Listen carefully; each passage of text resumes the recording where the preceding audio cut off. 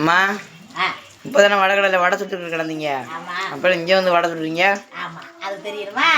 இந்தா சொல்கிறேன் கேளு. ஏங்க வீட்டுக்கு விருந்தாடி வரமாட்டாங்க. நான் கடையில் இருந்தேன்.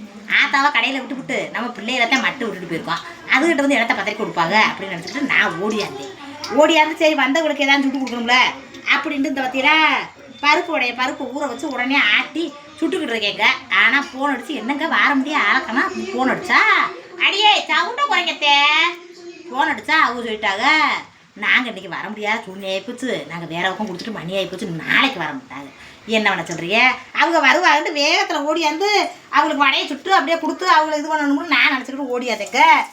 ஆனால் பார்த்துங்க அவங்களுக்கும் வர முடியாத சூழ்நிலை. இப்படித்தான் இங்கே வருங்க, இப்படித்தான் சொந்தக்காரங்களோட சந்தோஷப்படுத்தி போடணும்னு வியாபாரத்தில் இருந்து கூட ஓடியாந்தேன். அங்கேருந்து வடை எடுத்துகிட்டு வந்துருக்கலாமுக்கா நீங்கள் நினைக்கலாம். வியாபாரத்தில் இருக்கிற வடைகளெல்லாம் எடுத்துகிட்டு வரக்கூடாதுங்க, வியாபாரம் நல்லா இருக்காது.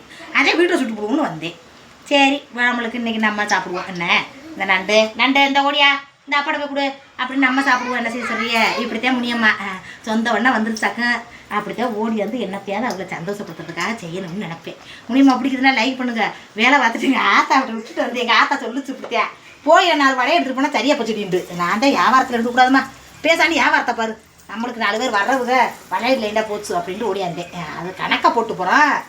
ஆளுங்க வந்துக்கிட்டு இருக்காங்க. அந்த இடத்துல நம்ம நின்று எடுத்துக்கிட்டு ஓடியார முடியாது. ஓடியான்னு சுட்டே வரல. சரி விடுங்க நம்ம சாப்பிடுவோம். முடியுமா? பிடிக்குதுன்னா லைக் பண்ணுங்க. இப்படித்தான் முடியுமா? ஆமாம், மற்றவங்க சொந்த வந்தத்தோட பார்ப்போம். நாளைக்கு வந்து ஒரு கொடுப்போம். இந்த மாதிரி சொல்லுங்க. லைக் பண்ணுங்க.